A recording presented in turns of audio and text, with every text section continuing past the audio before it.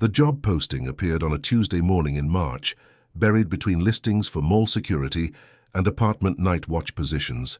Remote patrol work, Alaska. Excellent compensation. Minimal qualifications required. The pay was 3 times what I'd made guarding downtown Anchorage office buildings, which should have been my first warning. My name is Ethan Cole. I'm 27, recently unemployed, and desperate enough to take work that comes with more red flags than a Soviet parade. The contract details were deliberately vague. 2 months of night patrol at a decommissioned petroleum extraction facility somewhere north of Fairbanks. The paperwork came from a shell company I'd never heard of, but the signing bonus cleared my bank account within hours. The flight north took me over landscapes that seemed to drain of color as we climbed. Endless white stretched to every horizon, broken only by the occasional scar of a service road or the skeletal remains of abandoned infrastructure. When we finally descended toward the facility, I pressed my face to the small window and felt my stomach drop. The compound squatted in the tundra like a mechanical cancer. Dormant drilling rigs jutted from the permafrost at odd angles, their steel frames dark against the snow. A cluster of prefabricated buildings hunched together near the center, connected by covered walkways that looked more like arteries than corridors. Everything was painted in industrial yellows and safety oranges that had faded to the color of old bruises. The pilot, a weathered man who hadn't spoken during the entire flight, finally broke his silence as we touched down. "Supply run comes every 2 weeks," he said, not looking at me. Weather permitting. I gathered my duffel bag and stepped onto the makeshift landing strip. The cold hit me like a physical blow, seeping through my jacket and settling in my bones. The air tasted of metal, and something else I couldn't identify. Something organic and unpleasant, like meat left too long in a warm room. Marcus emerged from one of the buildings as the plane taxied away. He was built like a linebacker going to seed, with graying hair and the kind of pallor that comes from years of artificial light. His handshake was firm but brief, and his eyes never quite met mine. "You're Cole," he said. "It wasn't a question, that's right. You must be the shift supervisor." He nodded and turned toward the buildings without another word. I followed, my boots crunching through snow that seemed to crunch back. The guard shack was sparse but functional. A desk, a chair, a wall of monitors showing feeds from cameras positioned around the perimeter. A small heater hummed in the corner, fighting a losing battle against the cold that seemed to seep through the walls. Marcus handed me a clipboard with standard paperwork and a single typed sheet. "Patrol guidelines," the header read. Below it, 9 rules were listed in what looked like Times New Roman, each one more oddly specific than the last. Complete perimeter checks every 2 hours between 10 p.m. and 6 a.m. Never step onto the drilling. Platform after midnight. Ignore any radio static calling your name. Do not investigate unusual sounds from the equipment. Karte, if you see lights on the northern ridge, turn away immediately. Keep the floodlights burning at all times. Report any outages immediately. Never open the door after midnight, no matter who is outside. If the wind stops completely, remain indoors until it resumes. Document all anomalies, but do not discuss them with day staff. I read through the list twice, waiting for Marcus to crack a smile or acknowledge the absurdity. When he didn't, I looked up to find him watching me with an expression I couldn't read. "Is this some kind of hazing ritual?" I asked. "Scare the new guy with ghost stories?" "Those aren't ghost stories," Marcus said. His voice was flat, matter of fact. "They're instructions. Follow them, and you'll complete your contract. Don't follow them, and..." He shrugged. "Well, that's your choice." I wanted to press him for details, but something in his demeanor warned me off. Instead, I asked about the other night stuff. "There aren't any," he said. "Just you. Darren starts next week, but until then, you're solo." The first night, I treated the whole thing like an elaborate joke. I made my rounds with a smirk, radioing in clear reports every 2 hours. The compound was eerily quiet, but that seemed normal for a place this remote. The only sounds were the constant whisper of wind through the rigging and the occasional groan of metal contracting in the cold. But as the hours passed, the silence began to feel less empty and more expectant, like something was holding its breath, waiting for me to make a mistake. The shadows cast by the floodlights seemed to move independently of their sources, and more than once I caught myself looking over my shoulder for no reason I could name. By dawn, I was jumpy and exhausted. Marcus found me slumped in the guard shack chair, staring at the monitors.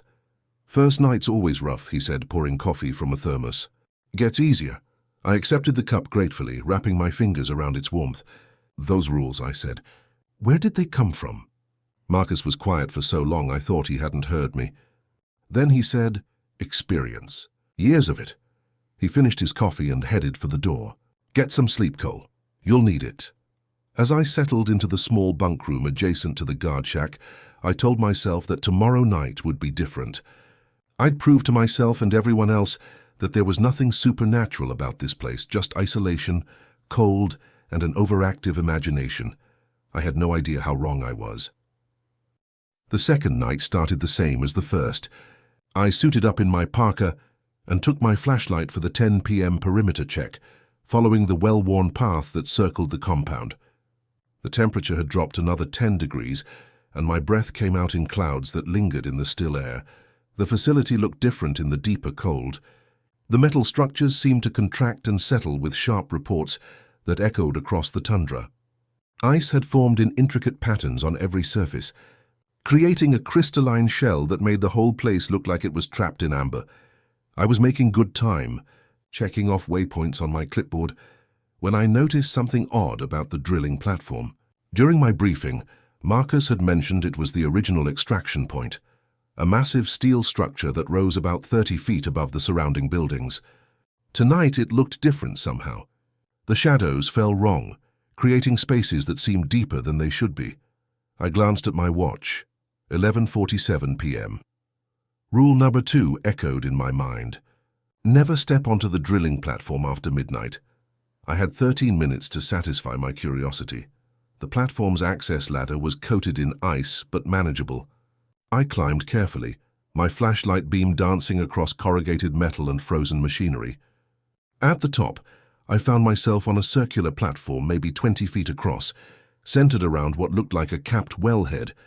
The cap was newer than the surrounding equipment.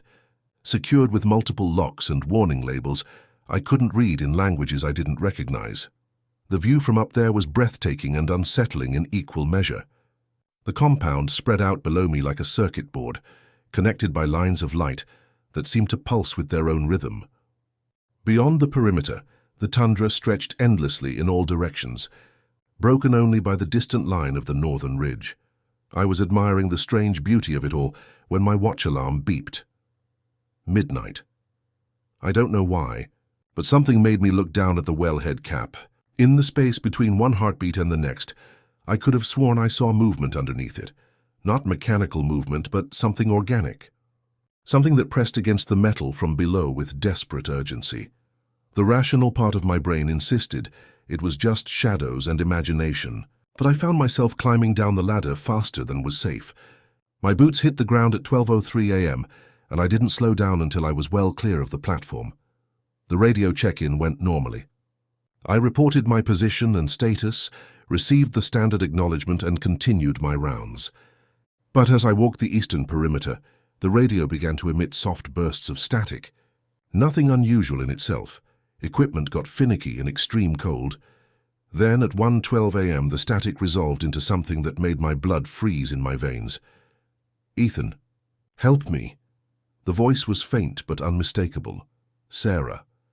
My sister, who lived 600 miles away in Anchorage with her husband and 2 kids. Sarah, who had no idea where I was working or how to reach me. I stopped walking. The radio crackled again. "Ethan, please. I'm lost. I can't find my way home." My hand moved toward the radio without conscious thought. Every instinct screamed at me to respond, to ask where she was, to promise I'd help her somehow. But rule number 3 burned in my memory like a brand. Ignore any radio static calling your name. The voice came again, closer now, more desperate. "Why won't you answer me?" "I'm scared, Ethan. It's so cold here." I forced myself to turn off the radio. The silence that followed was worse than the static. I completed the rest of my rounds in that silence, checking my watch obsessively and jumping at every sound the wind made through the equipment. When I returned to the guard shack, Marcus was waiting with coffee and a look I was beginning to recognize, the expression of someone who'd seen too much and expected others to see it too. Radio give you any trouble tonight?" He asked casually. I hesitated. Admitting what I'd heard would mean admitting the rules might be more than elaborate hazing, but lying felt dangerous in a way I couldn't articulate. "Some static around 1 a.m., I said finally. "Nothing important." Marcus studied my face for a long moment, then nodded. "Good. Static can play tricks on you out here. Make you hear things that aren't there. Important thing is not to listen too close." After he left, I sat in the guard shack, trying to make sense of what had happened. I pulled out my personal phone to call Sarah, but there was no service. There never was this far from civilization. For all I knew, she was fine, asleep in her own bed, completely unaware that something had borrowed her voice to call to me across the frozen wasteland. But I couldn't shake the memory of how desperate she'd sounded. How real. I spent the rest of the shift staring at the monitors, watching shadows that seemed to move independently of any light source. When dawn finally came, I felt like I'd aged years in a single night. That morning I dreamed of oil bubbling up through cracks in the ice, black and thick as blood. In the dream, faces pressed against the surface from underneath, not drowning but trapped, their mouths opening and closing in silent screams. One of them looked like Sarah, another looked like me. I woke drenched in sweat, my heart hammering against my ribs. Through the small window of the bunk room, I could see the drilling platform silhouetted against the grey sky. Even in daylight it looked wrong somehow. Too tall, too dark, like a finger pointing accusingly at the heavens. The rules weren't hazing, I realized. They weren't folklore or superstition. They were survival instructions, written in the blood of people who hadn't followed them. Darren arrived on the Thursday supply run with the kind of confidence that comes from never having encountered anything his swagger couldn't handle. He was maybe 25, built like he spent serious time in the gym, with the kind of smile that probably worked wonders in Seattle bars, but looked somehow obscene against the backdrop of the Alaskan tundra. "So you're the guy who's been holding down the fort," he said, extending a hand that gripped mine just a little too firmly. "Darren Mitchell, heard you've been doing the night shift solo." That must have been rough. I wanted to tell him exactly how rough it had been, but Marcus was standing right there watching our interaction with the same neutral expression he wore for everything. Instead, I just said, "It's been educational." Marcus ran through the same orientation he'd given me, complete with the typed sheet of rules. Darren read through them while Marcus talked, and I watched his expression shift from professional interest to barely concealed amusement. "Turn away from lights on the northern ridge?" Darren said, looking up with a grin. "What is this, a campfire ghost story?" "Come on, man. We're adults here. Those rules exist for a reason," Marcus said, his voice carrying no inflection whatsoever. "Follow them, and you'll finish your contract. It's that simple." Darren made a show of folding the paper and tucking it into his pocket. "Sure thing, boss. Whatever keeps the corporate lawyers happy." That night, I tried to explain to Darren what I'd experienced during my solo shifts. He listened with the kind of patience you'd show a child describing an imaginary friend, nodding at appropriate intervals, but clearly not taking any of it seriously. "Look, I get it," he said as we prepared for our first joint patrol. "This place is creepy as hell. All that empty space, the isolation, the weird industrial decay thing it's got going on. Your brain starts playing tricks. Happens to everyone." "The radio," I started. "Equipment malfunction," he interrupted. "Radio waves bounce weird up here. Atmospheric conditions, solar interference, all kinds of scientific explanations. You don't need to invoke the supernatural," I wanted to argue, but part of me hoped he was right. Maybe what I'd experienced really could be explained away. Maybe the rules were just institutional paranoia, passed down through generations of night guards who'd let the isolation get to them. For the first 3 nights, nothing happened. We made our rounds together, radioed in our reports, and returned to the guard shack without incident. Darren's presence seemed to normalize everything. The shadows stayed where they belonged, the radio remained silent, and the compound felt like nothing more than an abandoned industrial site, slowly being reclaimed by the wilderness. I started to relax, started to think maybe Darren's skepticism was justified. Then came the 4th night. We were approaching the halfway point of our 2 a.m. patrol when I saw them, lights on the northern ridge. Maybe 2 miles out, they flickered like torches in the wind, a line of orange flames that wavered and danced against the star-filled sky. "Jesus," Darren breathed, stopping in his tracks. What the hell is that? I grabbed his arm, every nerve in my body suddenly screaming danger. We need to turn around now. Are you kidding? He shrugged off my grip and started walking toward the perimeter fence. That's got to be worth investigating. Could be other people out there, maybe in trouble. Rule number 5, I said desperately. If you see lights on the northern ridge, turn away immediately. Darren laughed, actually laughed. Ethan, listen to yourself. You're letting a piece of paper dictate how you respond to a potential emergency. What if someone's hurt out there? What if they need help? The lights flickered again, seeming to pulse in rhythm with my heartbeat. There was something hypnotic about them, something that made you want to walk closer, to see what was causing such beautiful illumination in the middle of nowhere. Please, I said, but Darren was already climbing the perimeter fence. Stay here if you want, he called back. I'm going to check it out. Someone should act like a responsible adult. I watched him disappear into the darkness beyond the compound's floodlights, his flashlight beam bobbing as he made his way across the uneven ground toward the ridge. The orange lights seemed to pulse brighter as he approached, welcoming him. For maybe 10 minutes I could track his progress by the movement of his flashlight. Then suddenly the beam stopped moving. A few seconds later I heard him scream. It wasn't a scream of pain or surprise. It was something deeper, more primal. The sound a human throat makes when confronted with something that shouldn't exist. The scream cut off abruptly, leaving behind a silence so complete it seemed to have weight. I waited, straining my eyes and ears for any sign of movement. Nothing. Even the wind had stopped. After what felt like hours, but was probably only minutes, I made my way to the fence. The rational thing would have been to call for backup, but there was no backup to call. Just me and whatever was happening out there in the dark. Darren's trail in the snow was easy to follow, deep boot prints leading straight toward the ridge. About halfway there I found his flashlight, still warm, half buried in a drift. The beam still worked, casting a yellow circle on the pristine snow. But it was what I found 20 feet further that made me turn and run. Footprints. Dozens of them, surrounding the spot where Darren's trail ended. But they weren't boot prints. They were bare human feet, pressed deep into the snow with long toes that ended in what looked like claw marks. The prints were arranged in a perfect circle, as if a crowd of people had been standing there waiting. In the center of the circle, the snow was disturbed, churned up as if there had been a struggle. But there was no blood, no torn clothing, no sign of Darren himself. Just that circle of impossible footprints and the lingering smell of something organic and wrong. I backed away slowly, fighting the urge to call out Darren's name. The lights on the ridge pulsed once more, then winked out, leaving me alone in the darkness with the growing certainty that whatever had taken Darren was still out there, watching. When I made it back to the guard shack, I found Marcus waiting with a thermos of coffee and a clipboard. "Where's Mitchell?" he asked. I told him everything. The lights, the footprints, the empty snow where Darren should have been. Marcus listened without interruption, making notes on his clipboard with the mechanical precision of someone filling out a routine report. "I see," he said when I finished. "And you followed protocol, turned away from the lights as instructed." "I tried to stop him," I said. "He wouldn't listen." Marcus nodded and drew a line through something on his paperwork.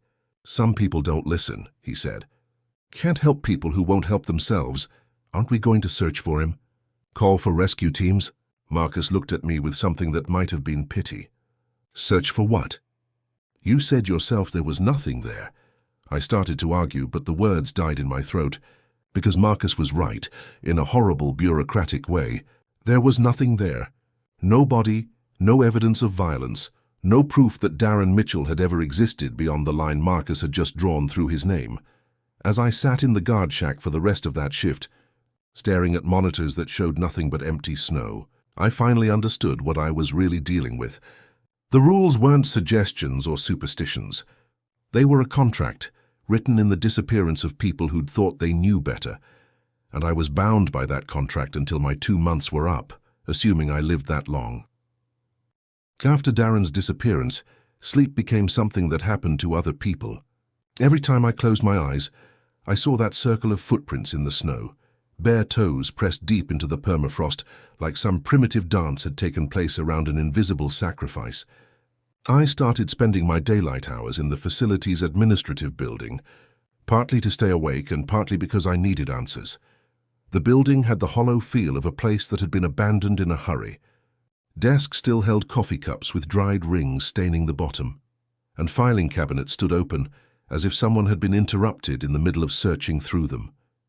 But the archives were intact, boxes upon boxes of documents stretching back decades, all the bureaucratic detritus of an industrial operation that had clearly been more complicated than anyone wanted to admit.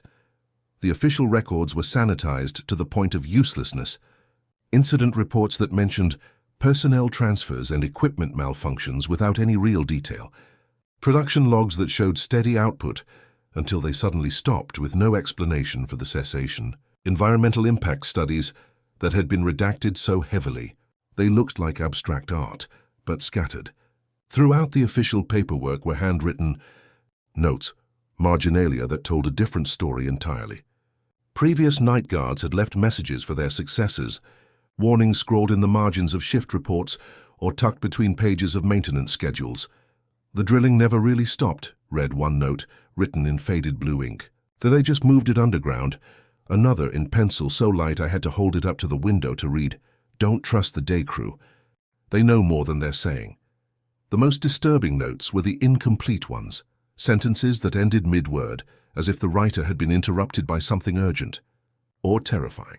In a box labeled Personnel Files 1987-1994, I found a folder thick with resignation letters, medical leave requests and incident reports that painted a picture of systematic psychological breakdown among the night staff.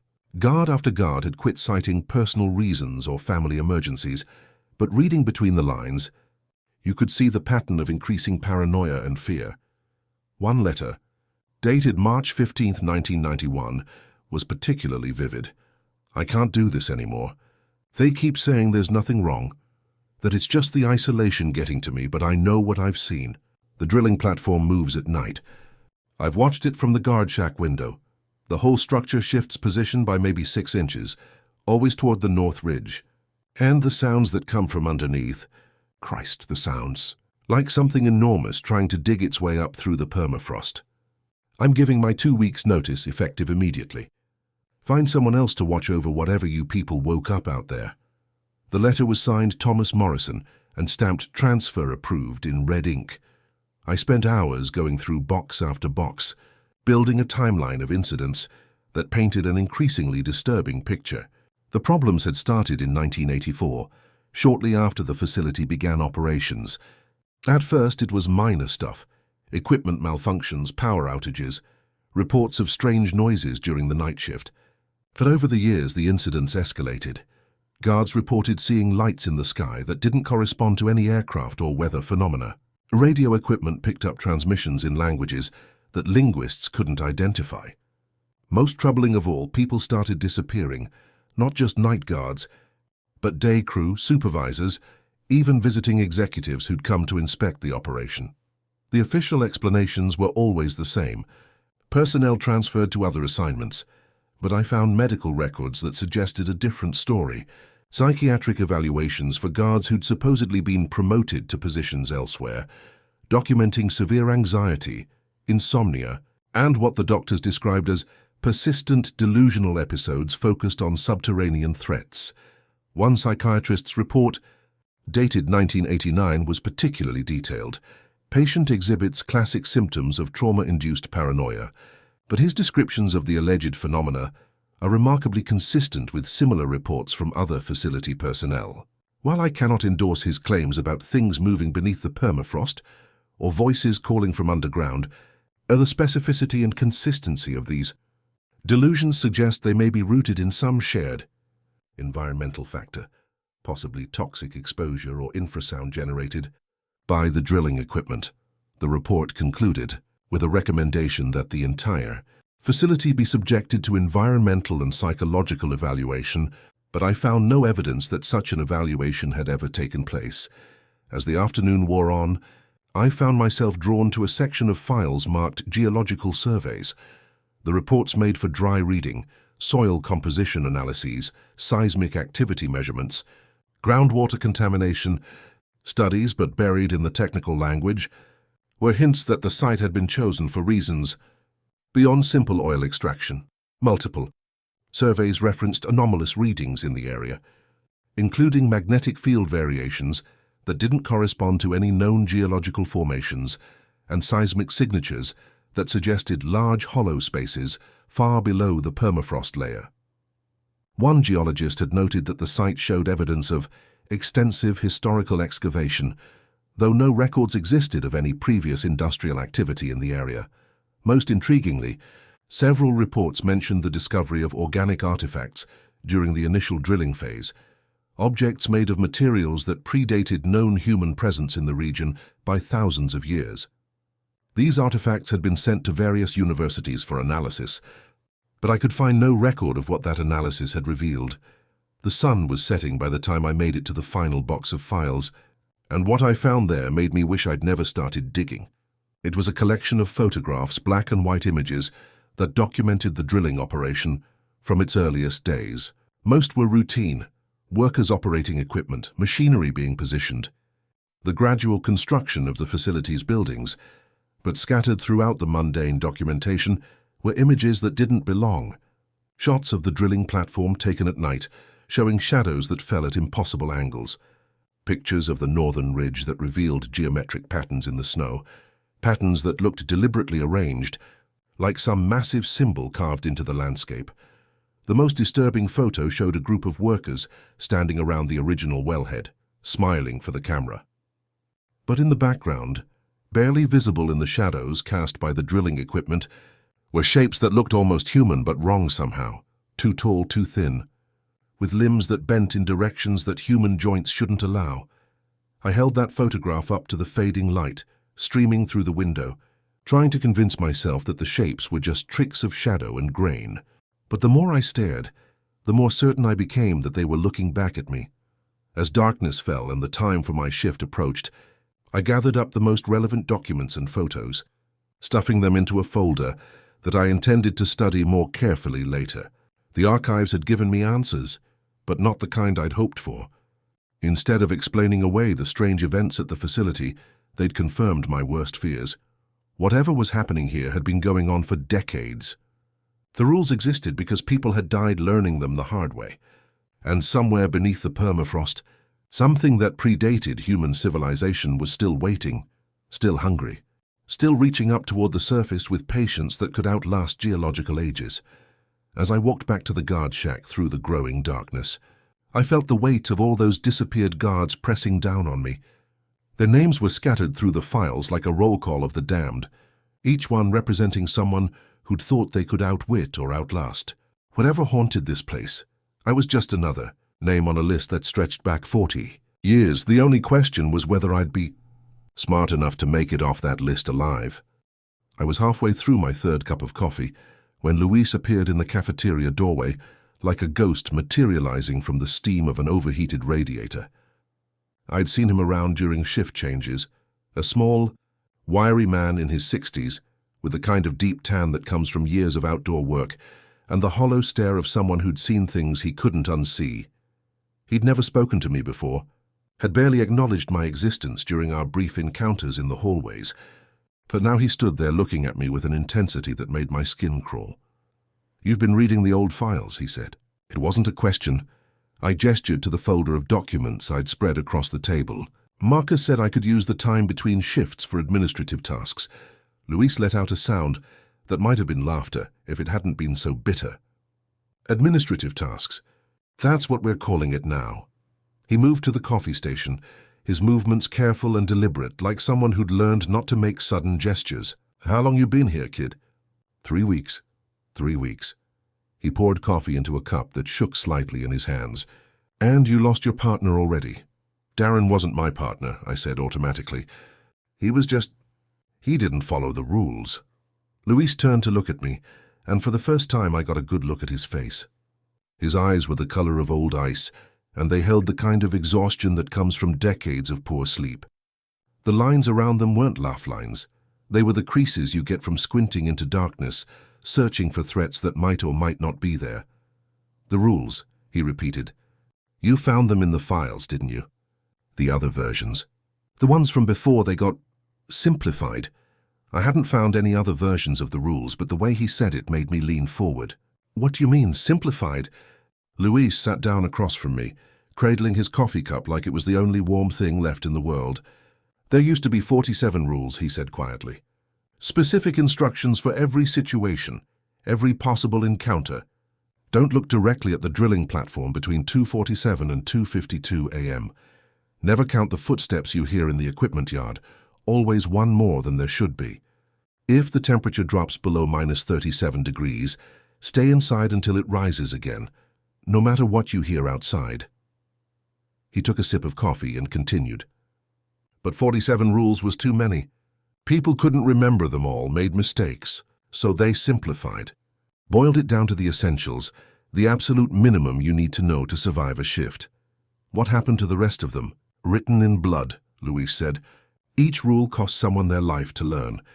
The simplified version, that's the greatest hits, you might say. The rules that'll keep you alive if you're lucky and careful and don't ask too many questions. I spread some of the photographs I'd found across the table. These pictures. Some of them show things that shouldn't be there. Shapes in the shadows, patterns in the snow. Luis glanced at the photos and immediately looked away. Don't study those too long, he warned. Pictures like that, they have a way of sticking, getting into your head, making you see things even when you're looking at something else. You've seen it, haven't you? I pressed. Whatever's out there. Whatever took Darren. Luis was quiet for so long I thought he'd decided not to answer. Then he said, 32 years I've worked here. Started when I was 28, fresh out of the army. Thought I could handle anything the world threw at me. He laughed that bitter laugh again. 32 years and I still don't know what it is. None of us do. But you've encountered it. Encountered it, lived through it, learned to coexist with it. He set down his coffee cup and leaned forward. That's all any of us can do, kid. We can't fight it, can't understand it, can't explain it to anyone who hasn't seen it for themselves.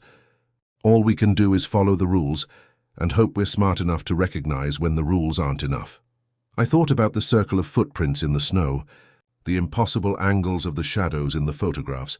What does it want? Want? Luis shook his head. That's human thinking.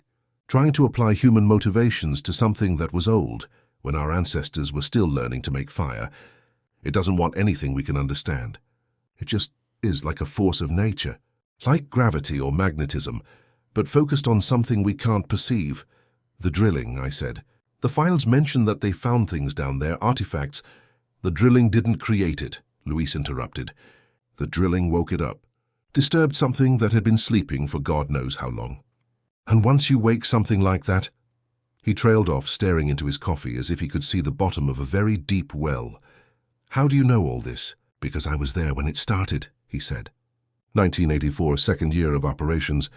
I was day crew then, equipment maintenance. We'd hit a pocket of something. Not oil, not gas, not water.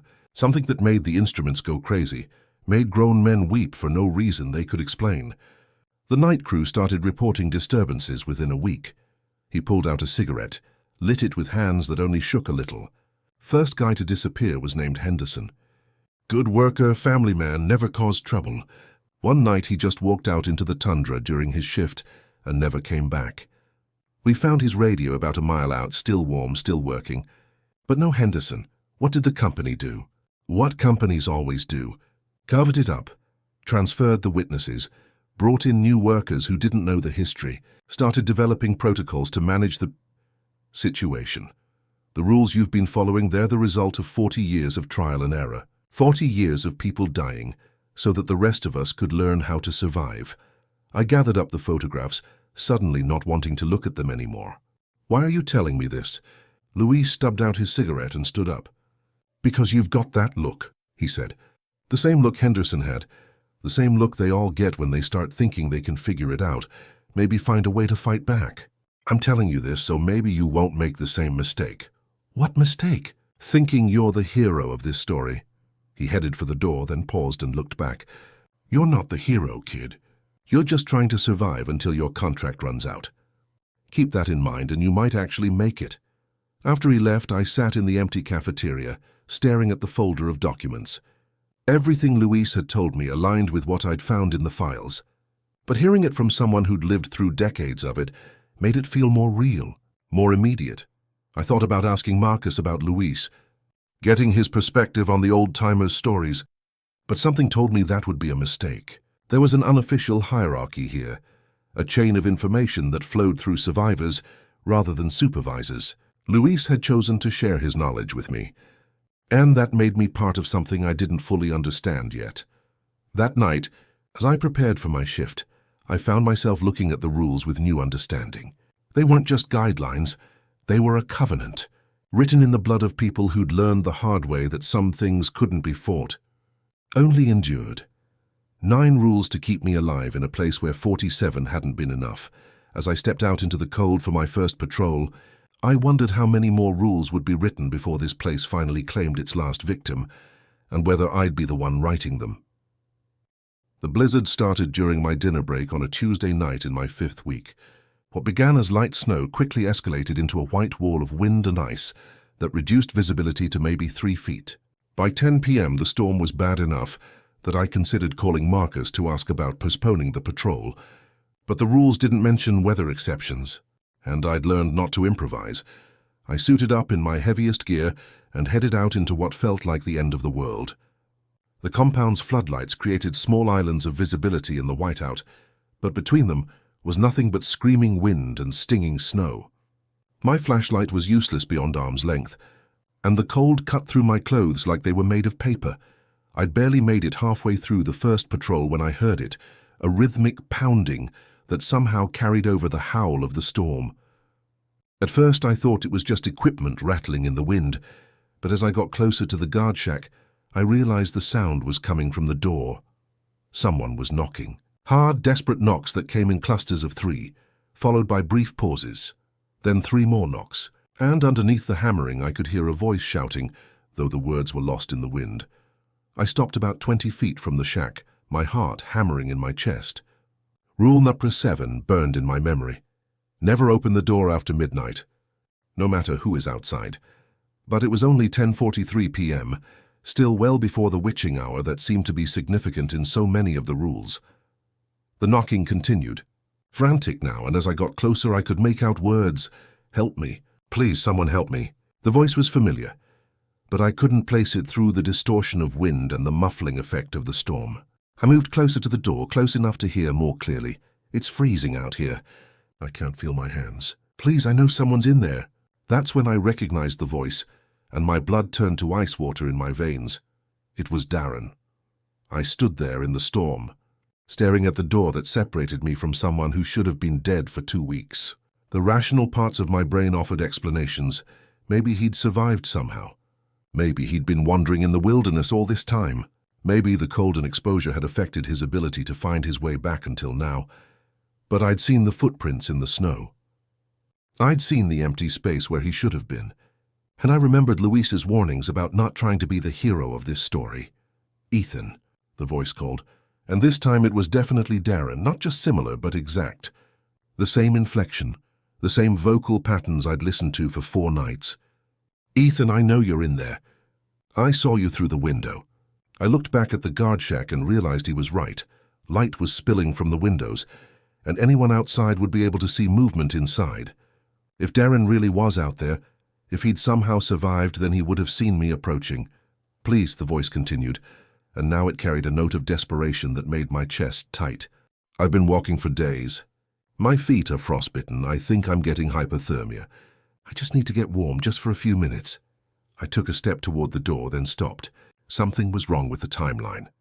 If Darren had been wandering in the wilderness for 2 weeks, he would have died from exposure days ago. The temperature had been consistently below 0, and he'd been wearing nothing but his standard patrol gear when he disappeared. "I found shelter," the voice said, as if reading my thoughts. "There are caves in the ridge, deeper than you'd think. I've been hiding there, waiting for the storm to break so I could make it back." The explanation was plausible, almost reasonable. But I kept thinking about those footprints in the snow, the perfect circle of bare feet, pressed deep into the permafrost. Whatever had taken Darren hadn't left him alive to find shelter. "Ethan, please." The voice was getting hoarse now, cracking with what sounded like exhaustion and fear. "I can't hold on much longer. My hands are so cold I can barely knock. If you don't let me in soon, I'm going to die out here. I reached for the door handle, then jerked my hand back like I'd touched a live wire. Rule number 7 didn't specify midnight as the cutoff. It said after midnight, but the way it was phrased suggested that midnight was significant. That something changed when the clock struck 12. I checked my watch. 11:17 p.m., 43 minutes until midnight. If Darren was really out there, if he was really dying, then waiting might mean his death. But if this was something else, something wearing Darren's voice like a mask, then opening the door could mean mine. I know this is confusing, the voice said, and the change in tone made my skin crawl. It was calmer now, more measured, as if whatever was speaking had sensed my hesitation and decided to try a different approach. I know you think I'm dead, but I'm not, Ethan. I'm right here and I need your help. The knocking stopped. In the sudden quiet I could hear breathing, ragged, exhausted breathing that fogged in the cold air and drifted under the door. If this was a trick, it was a perfect one. I saw what happened to me, the voice continued. In the caves there are things, old things, things that have been waiting in the dark for so long they've forgotten what light looks like. They took my shape, used it somehow. But I got away, Ethan. I hid in the deepest parts of the cave system until they lost interest. I wanted to believe it. God help me. I wanted to believe that Darren had somehow survived, that the rules could be wrong, that mercy wasn't always a fatal mistake in this place. But I kept hearing Luis's voice. You're not the hero of this story. Look through the window, the voice said. You'll see it's really me. I moved to the side window and peered out through the frost-covered glass. The storm made it difficult to see clearly, but there was definitely a figure standing by the door, human-shaped, about the right height and build to be Darren. It was hard to make out details in the swirling snow, but the posture looked right. The proportions seemed correct. As I watched, the figure raised one hand and waved. A simple human gesture that sent a spike of guilt through my chest. See? The voice called. It's me, Ethan, just like I said. But something about the wave bothered me. It was too slow, too deliberate, like someone who wasn't quite sure how human movement was supposed to work. And in the brief moment when the wind cleared the snow away from the window, I thought I saw something else, the figure's eyes, reflecting the light from inside the shack, like an animal's eyes caught in headlights. I backed away from the window and checked my watch again. 11:34 p.m., 26 minutes until midnight. The knocking resumed, harder now, more insistent. Ethan, I'm getting weaker. I don't think I can stay conscious much longer. Please just open the door. You can keep it chained if you want. Just crack it enough to let some warm air out.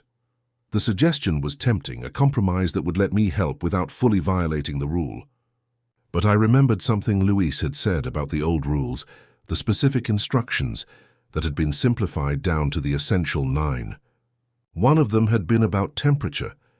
If the temperature drops below -37 degrees, stay inside until it rises again, no matter what you hear outside. I checked the thermometer mounted outside the window, -41 degrees Fahrenheit. Even if the figure outside really was Darren, even if he'd somehow survived for 2 weeks in the wilderness, he wouldn't be able to speak coherently at this temperature. His lips would be frozen, his tongue thick with cold. The voice I was hearing was too clear, too articulate for someone suffering from severe hypothermia. I know you're afraid, the voice said, and now there was something else in it. Not quite anger, but a kind of cold patience that made my skin crawl. I know the rules say not to open the door. But the rules were written by people who didn't understand what they were dealing with. They were afraid of everything, even things that might help them. The temperature of the voice hadn't changed. Despite claiming to be dying of cold, despite supposedly having frostbitten extremities, the voice coming through the door sounded exactly the same as it had 20 minutes ago. No chattering teeth, no slurred speech, no signs of the hypothermia that should have been shutting down cognitive function. 47 p.m., 13 minutes until midnight. Ethan, the voice said, and now it carried a note of something that might have been disappointment. I thought you were smarter than this. I thought you were someone who could see past blind superstition and make rational decisions. I sat down in the guard shack chair and forced myself to think rationally. Every piece of evidence pointed to the same conclusion. Whatever was outside wasn't Darren. It might look like him, might sound like him, might even have his memories somehow. But the real Darren was gone, had been gone for 2 weeks, and this was something else wearing his identity like a costume. The knocking stopped again. For a moment, I thought whatever was out there had given up and left. Then the voice came again, softer now, almost pleading. "I'm scared, Ethan. I've been alone for so long and it's so cold. I just want to come home." Those words hit me like a physical blow. Because that's exactly what Darren would have said. That's exactly how he would have sounded if he really was out there, really was dying, really did need my help. But I stayed in my chair, hands clenched into fists, and watched the clock count down the final minutes until midnight. 58 p.m., 11:59 p.m., 12 a.m. The moment the clock struck midnight, the knocking stopped. The voice fell silent. Even the wind seemed to die down, leaving behind a quiet so complete it felt like the world holding its breath. I waited 10 more minutes before I got up the courage to look out the window again. The snow around the guard shack was pristine, unmarked by footprints or any other sign that someone had been standing there. No depressions where feet had stood, no handprints on the door from desperate knocking, nothing at all to suggest that anyone had been there. When dawn came, I suited up and went outside to examine the area more carefully. The storm had stopped sometime during the night, leaving behind a landscape of smooth, windswept snow. If someone had really been standing by the door for over an hour, there should have been some trace. Disturbed snow, body heat melting the ice on the door, something. But there was nothing. Just clean snow and the growing certainty that I'd made the right choice. The hardest choice, but the right one. As I stood there in the morning light, I realized that I'd crossed some kind of threshold during the night. I'd chosen the rules over mercy, survival over heroism, and in doing so I'd become something different than the person who'd arrived at this place 5 weeks ago. I wasn't sure if that was good or bad. I was only sure that I was still alive. The power went out during my final week, on a Wednesday night that had started like any other. I was halfway through my 2 a.m. patrol when every light in the compound suddenly died, plunging me into a darkness so complete it felt solid. The familiar hum of generators that had been the facility's heartbeat for 6 weeks simply stopped, leaving behind a silence that seemed to echo with its own absence. My flashlight cut a thin yellow beam through the blackness, but it felt pitifully inadequate against the weight of darkness pressing in from all sides. I stood there for a moment, trying to process what had happened, when Rule Number 6 crashed into my consciousness like a physical blow. Keep the floodlights burning at all times. Report any outages immediately. I keyed my radio but got nothing back except static. The communication system was tied into the main power grid, which meant I was completely cut off from any outside help. Whatever had killed the power had left me alone in the dark with whatever lurked in the shadows beyond the compound's perimeter. The generator building was located on the far side of the facility, maybe 200 yards from where I stood. In normal circumstances, it would have been a simple walk. But these weren't normal circumstances, and the darkness between me and the generators felt alive with hostile intent. I started moving, keeping my flashlight beam focused on the ground directly in front of me. Every step felt like a small victory, every shadow like a potential ambush. The familiar landmarks of the compound looked alien in the narrow circle of my flashlight. Innocent equipment transformed into crouching monsters. Routine maintenance areas become threatening caves. I was maybe 50 yards from the generator building when the radio crackled to life. "Ethan." The voice was clear, female and immediately recognizable. My mother, who'd been dead for 3 years. "Ethan, honey, where are you? I can't find you in all this darkness." I forced myself to keep walking, but my hands were shaking so badly I could barely hold the flashlight steady. The voice continued, warm and concerned in exactly the way I remembered from childhood. "I've been looking everywhere for you, sweetheart. I know you're scared, but everything's going to be okay. Just follow my voice and come to me." Other voices joined in. My father, my sister Sarah, friends from high school, ex-girlfriends I hadn't thought about in years. All of them calling my name with perfect vocal fidelity. All of them somewhere out there in the darkness. All of them impossible. "We're all here." "Ethan," my mother's voice said, seeming to come from everywhere at once. "Everyone who's ever cared about you. We've been waiting so long for you to join us. I reached the generator building and fumbled with the door, my fingers numb with cold and fear. The voices grew louder, more insistent, and I began to make out shapes moving in the darkness beyond my flashlight's reach, human silhouettes that shambled closer with each passing second. The generator room was a maze of machinery and control panels, all of it dead and cold. I swept my flashlight across the equipment, looking for the manual restart switches I'd been shown during my first week orientation. Everything looked different in the darkness, and panic was making it hard to think clearly. "Why won't you come to us?" The voice was my father now, with the disappointed tone he'd used when I'd failed to meet his expectations. "We've been waiting in the cold for so long, Ethan. Don't you want to see us again?" I found the main control panel and started throwing switches, praying that the generators would kick in before whatever was calling to me managed to break down the building's walls. But nothing happened. No rumble of engines starting up, no flicker of lights coming back online. That's when I noticed the fuel gauges. All of them reading empty. Someone or something had drained the fuel tanks, ensuring that the generators couldn't restart even if I managed to trigger the ignition sequence. The outage wasn't an accident or equipment failure. It was deliberate sabotage designed to leave me helpless in the dark. "You can't run forever," Sarah's voice said. And it was so close now it seemed to be coming from right beside my ear. "We know where you are, Ethan. We can smell your fear." I spun around, flashlight beam slashing through the darkness, but saw nothing except shadows that seemed to move independently of any light source. The voices continued their chorus of false comfort and veiled threats, speaking in the cadences of people I'd loved and lost. My backup plan involved the emergency flares stored in the generator building's safety locker. I'd seen them during my orientation, road flares designed for marking hazards during maintenance work. They wouldn't provide the comprehensive illumination of the compound's floodlight system, but they might give me enough light to survive until dawn. I broke open the safety locker and grabbed a handful of flares, my flashlight beam illuminating the bright red cylinders that suddenly seemed like the most precious objects in the world. But as I prepared to light the first one, I realized I had a problem.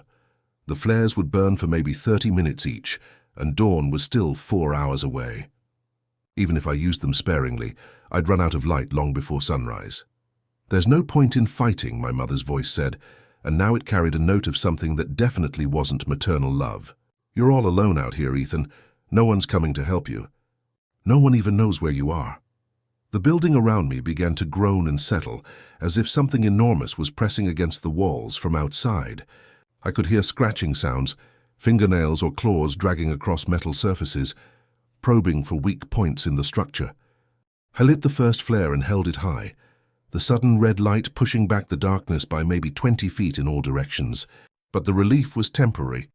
In the flickering illumination, I could see shapes moving just beyond the light's reach, human forms that swayed and writhed like wheat in a breeze that didn't exist. "Look at us, Ethan," my father's voice commanded. "Look at what you've been hiding from." I forced myself not to look. Whatever was out there had taken the voices of people I'd cared about, but I knew it wasn't them. The real voices were memories, locked safely in my head where nothing could steal them or corrupt them. The scratching sounds grew louder, more insistent. Something was definitely trying to get into the building, testing the walls and windows for weaknesses. I had maybe 15 minutes left on the current flare, and after that I'd be back in the darkness with whatever was hunting me. That's when I remembered something Louise had said about the original 47 rules. One of them had been about emergency procedures, specific instructions for situations where the primary safety systems failed. I wished I'd paid more attention to his stories about the old guidelines, but I could remember fragments. If the lights fail, create your own. If the building fails, make for higher ground. If all else fails, wait for dawn and don't listen to the voices. Higher ground! The drilling platform, the same platform that rule number 2 specifically forbade me from approaching after midnight. But if the choice was between violating one rule and certain death, maybe the platform was the lesser of two evils. I gathered up all the remaining flares and prepared to make a run for it. The platform was maybe 100 yards away, but it would mean crossing open ground with nothing but a handheld flare for protection. Still, if I could reach the ladder and climb to the top, I'd have a commanding view of the entire compound and enough elevation to spot threats approaching from any direction. Don't leave us. Hathan, my mother's voice pleaded as I reached for the door handle. We've missed you so much. Just come outside and let us hold you again. I ignored the voice and stepped out into the compound. The darkness seemed to recoil from the flare's light, but I could see movement all around me, dozens of human shapes shuffling through the shadows, staying just beyond the reach of the red illumination. I ran toward the drilling platform, my boots crunching through snow that seemed unnaturally deep. Behind me, the voices rose to a crescendo of rage and disappointment. No longer bothering to maintain the pretense of human emotion, the platform's ladder was coated with ice, but I managed to climb it one-handed while holding the flare. At the top, I had a panoramic view of the compound and the surrounding tundra, and what I saw made my blood turn to ice. The entire area was surrounded by a ring of figures standing motionless in the snow. Hundreds of them, maybe thousands, all perfectly still and all facing the platform where I crouched. In the flare's red light, they looked like an army of the dead arrayed for some final battle. As I watched, they began to move inward, closing the circle with the mechanical precision of a closing trap. But they moved slowly, with the patience of things that had been waiting for centuries and could wait centuries more. The flare in my hand guttered and went out. I fumbled for another one in the darkness, my fingers numb with cold and fear. The sounds of movement below grew closer, and I could hear the ladder creaking as something began to climb toward me. The second flare caught and blazed to life, revealing a face at the top of the ladder, Darren's face, but wrong somehow, with eyes that reflected the light like polished stones, and a smile that stretched too wide across features that seemed to shift and blur when I looked directly at them. "Hello, Ethan," it said in Darren's voice. "I've been waiting for you." I backed away from the ladder, toward the center of the platform where the capped wellhead sat like a metal altar. The thing wearing Darren's face climbed onto the platform and stood up, and I could see that it was taller than Darren had been, with limbs that seemed to stretch and contract as it moved. More shapes appeared at the edge of the platform, faces I recognized from the compound's personnel files, guards who disappeared over the decades, all of them wearing that same too-wide smile and sporting those same reflective eyes. They formed a circle around me, just like the footprints I'd found in the snow weeks earlier. But this time I was in the center of the circle. "It's time, Ethan," my mother's voice said, though it came from the mouth of someone I didn't recognize. "Time to stop running, time to stop fighting. Time to join us in the dark." The flare in my hand was burning low, maybe 5 minutes of light left. After that, I'd be alone on the platform with things that wore human faces, but weren't human at all. I looked around desperately for some escape route, some way to break through the circle of false people. But there was nowhere to run, nowhere to hide. The platform was an island of light in an ocean of darkness, and the tide was coming in. That's when I noticed something strange about the wellhead cap. In the flare's red light, I could see that some of the locks had been broken, and one edge of the metal cover had been pried up slightly. Something black and viscous was seeping out of the gap, not oil, but something that moved with its own purpose, flowing upward against gravity like it was alive. The substance reached the edge of the cap and began to spread across the platform, forming patterns that hurt to look at directly. Where it touched the feet of the surrounding figures, they seemed to become more solid, more real, as if the dark liquid was feeding them somehow, but it was also moving toward me. I lit my last flare and held it like a weapon, backing away from the spreading darkness. The figures around me laughed with voices I recognized, but their faces were melting now, features running together like wax in the heat. The flare would burn for maybe 10 more minutes.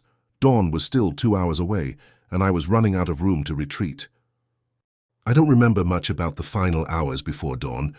The human mind has ways of protecting itself from experiences that would otherwise break it completely, and I think that's what happened to me on that platform.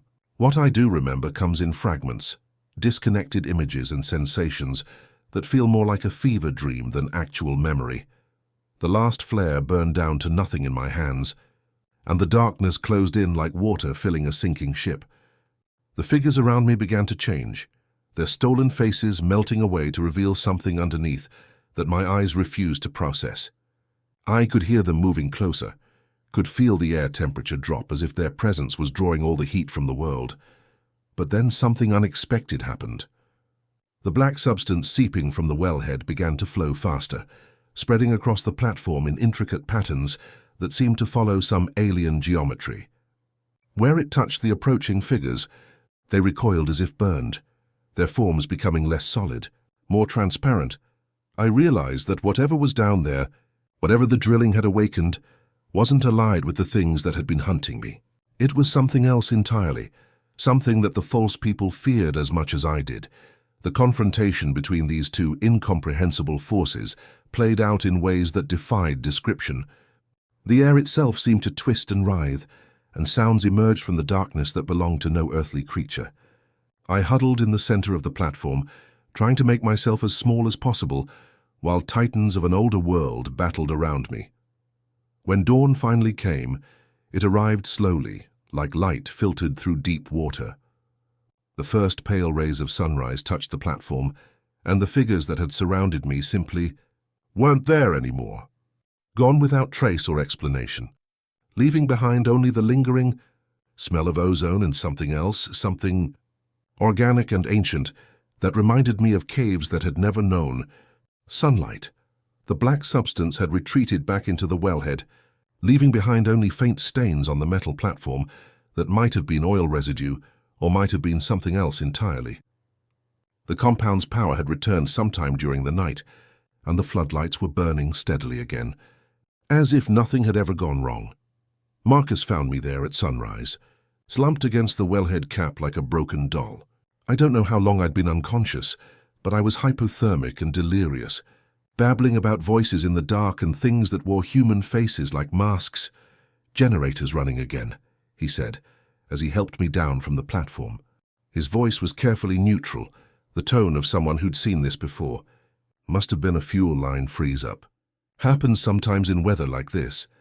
I wanted to tell him about what I'd seen, about the circle of false people and the battle I'd witnessed between forces I couldn't understand. But the words wouldn't come. Every time I tried to describe what had happened, the memories seemed to slip away like smoke, leaving behind only the certainty that I'd survived something that had killed others.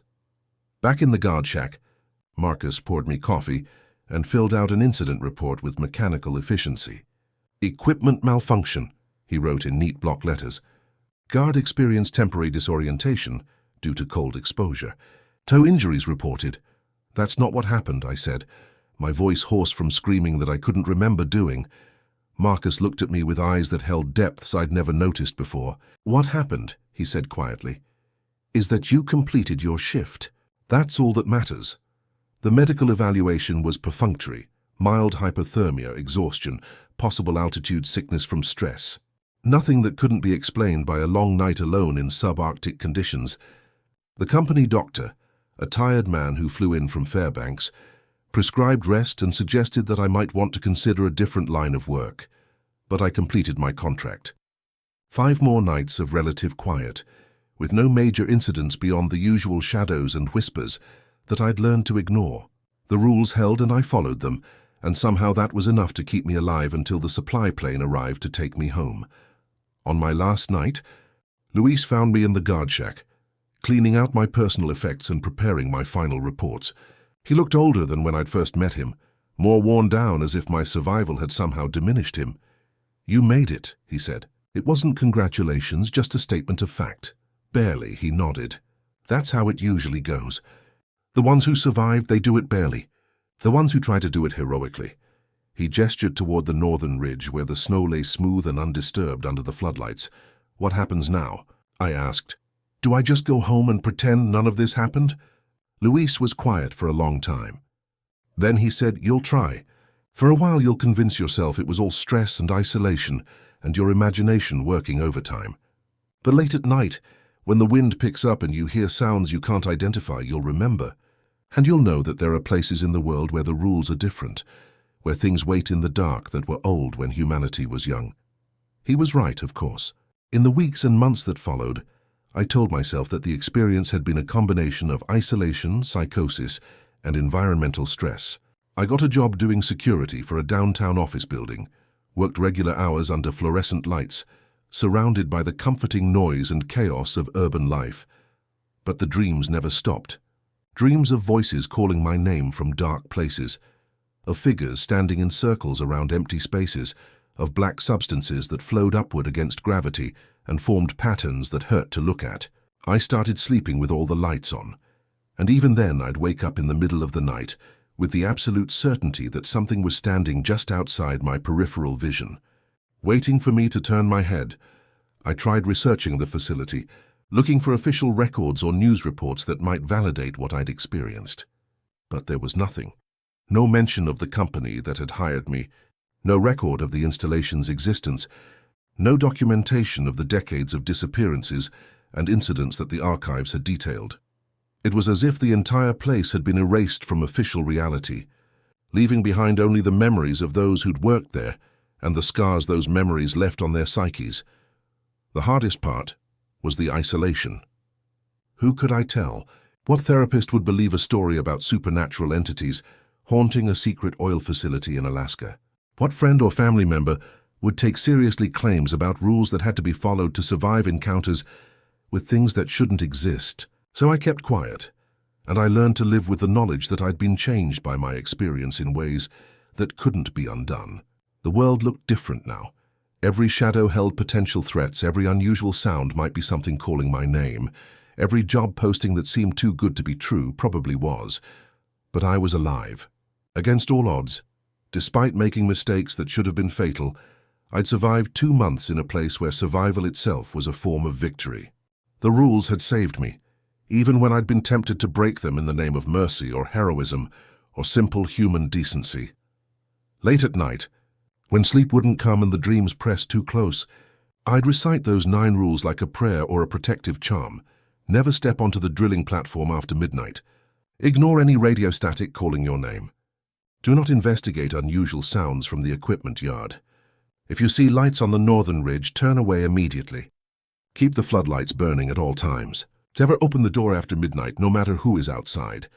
If the wind stops completely, remain indoors until it resumes. Document all anomalies, but do not discuss them with day staff. 9 simple rules that were the distillation of 40 years of death and disappearance, the hard-won wisdom of people who'd learned too late that some places in the world operate by different laws than the ones we're taught to expect. I never went back to Alaska. Never even considered it. But sometimes, late at night when the wind is howling and the darkness seems deeper than it should be, I wonder if the rules are still being followed. I wonder if there's still someone up there, walking the perimeter with a flashlight and a radio, trying to survive until dawn in a place where the familiar becomes foreign and the impossible becomes routine. I hope whoever it is remembers the rules. I hope they're smarter than I was. I hope they make it home. 3 months after I returned to Anchorage, I was at the airport picking up a package when I saw him. Young guy, maybe 24 or 25, with the eager expression of someone heading out on what they thought was going to be an adventure. He was checking in for a flight to Fairbanks, and something about his posture, the way he kept checking his phone, the nervous energy in his movements, reminded me of myself before I'd taken that job. I told myself it was none of my business. Told myself that there were dozens of legitimate reasons someone might be flying north, that not every trip to the interior involved places where the rules of reality didn't apply. But I couldn't shake the feeling that I was looking at someone walking toward the same nightmare I'd barely escaped. I almost approached him, almost walked over and struck up a conversation, maybe asked where he was headed and why. If he'd mentioned anything about security work or oil facilities or suspiciously lucrative contracts, I might have found a way to warn him. But I didn't. Because what would I have said? That there were places in Alaska where ancient things waited in the dark, where following arbitrary rules was the difference between life and death, where the very ground remembered secrets that predated human civilization. Who would believe something like that from a stranger in an airport? So I watched him board his plane and disappear into the sky, carrying whatever hope or desperation had driven him to accept work in the remote corners of the world. I told myself that maybe he was just a tourist, or a researcher, or someone visiting family. Maybe his story would have a different ending than mine. But deep down I knew better. 2 weeks later, I was browsing job postings online when I saw it, the same vague listing that had drawn me north 6 months earlier. Remote patrol work, Alaska. Excellent compensation. Minimal qualifications required. The posting was identical to the one I'd responded to, down to the deliberately vague language and the promise of pay that was too good to be true. I stared at the screen for a long time, remembering Luis's words about cycles and patterns, about things that were patient enough to wait decades for the right moment. The facility was still out there, still operating, still requiring night guards who were willing to follow rules they didn't understand in order to survive encounters with things they couldn't explain. And somewhere, Marcus was probably interviewing candidates, looking for people desperate enough or naive enough to take a job that came with more warnings than qualifications. Someone would accept the position, would sign the papers and board the plane, and arrive at that compound in the tundra, where the shadows fell wrong, and voices called from the darkness using names and faces they'd stolen from the living. Someone would be handed that typed sheet of rules and told that following them was a matter of life and death. And maybe they'd be smart enough to listen, or maybe they'd make the same mistakes I'd made, or maybe they'd make new mistakes that would require new rules to be written in the blood of future guards. The cycle would continue, because it had to continue. Because whatever lived beneath that permafrost needed watchers, needed people who could serve as a buffer between the ancient hunger below and the modern world above. The facility wasn't really about oil extraction. It was about containment, about maintaining a balance that had been established through decades of trial and error and sacrifice. I closed the browser window and tried to forget about the job posting. But I knew it would be filled soon enough. There were always people desperate enough to take work that others wouldn't touch. Always someone willing to trade safety for money and assume that the warnings were just corporate liability management. That night, I dreamed about the compound again. But this time I wasn't the one walking the perimeter with a flashlight and a radio. I was standing in the guard shack, watching through frosted windows as a new figure made their rounds, following the same path I'd walked for 2 months, checking the same waypoints, trusting in the same rules that had kept me alive. In the dream, I wanted to call out to them, to share what I'd learned, to pass on the hard-won wisdom that Luis had tried to give me. But no sound would come from my throat, and the figure in the distance continued their patrol. Alone with the darkness and the things that moved through it, when I woke up, I realized that I'd become part of the cycle myself. Not as a guard walking the perimeter, but as a survivor carrying the knowledge of what waited in places like that compound. Luis had tried to prepare me for what I'd face. And someday, maybe not today, maybe not this year, but someday, I might find myself in a position to do the same for someone else.